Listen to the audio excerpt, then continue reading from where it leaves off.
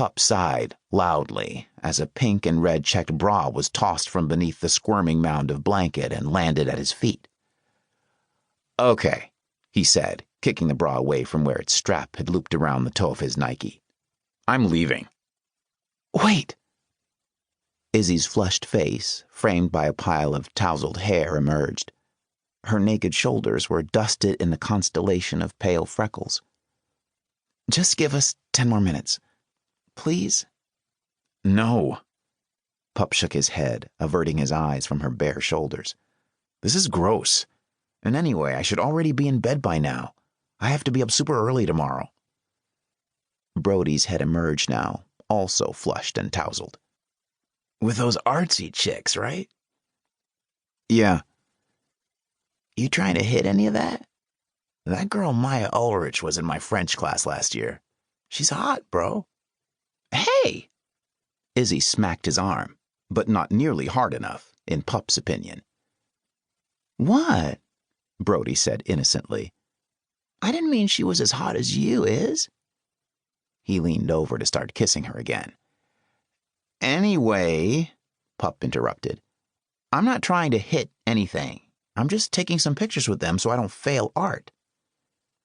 "You're getting your ass out of bed at 5 a.m. to watch the sunrise with a bunch of girls, and you're telling me you're not even working any angles? Sunrise is when the magic happens, baby. The romance." "I think that's actually sunset," Pup pointed out. "Sunrise, sunset, what difference does it make?" Brody shook his head sadly and worked up a loud belch from his diaphragm. "The problem is that you have no game." "What can I say, Brody? I guess I just don't have your charisma." "Can't you stay just a little bit longer, Pup?" Izzy had gathered the blanket around her shoulders and was watching him hopefully. "No." Pup avoided her gaze. "School's out in a couple weeks and I need this grade." He stuck his phone in his pocket, stood up, and hurried up the basement stairs without turning around and risking becoming ensnared in those green-flecked eyes that could make him do anything. He slipped past Izzy's parents, who were sitting across the kitchen table from one another, typing away furiously in the glow of their separate laptops.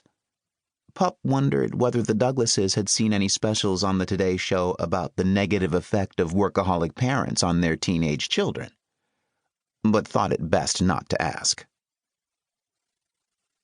On the short walk back to his house, Pup took his phone from his pocket and called his sister Anne-Marie.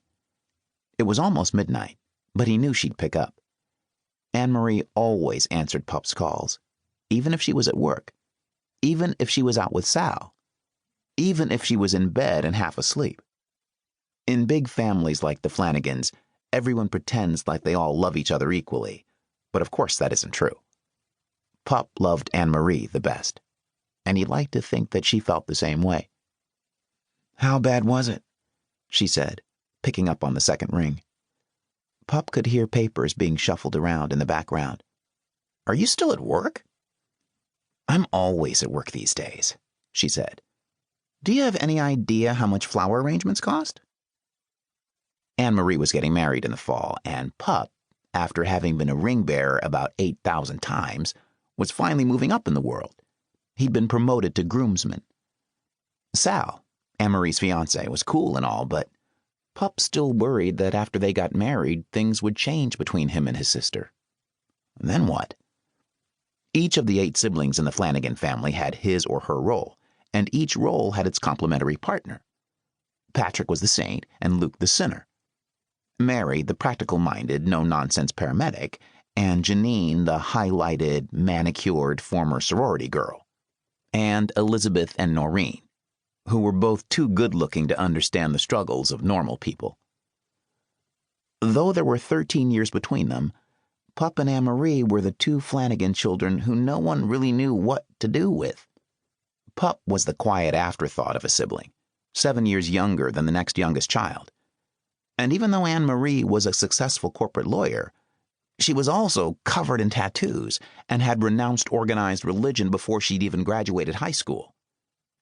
She and Pup were the 2 outcasts of the family, and outcasts needed to stick together.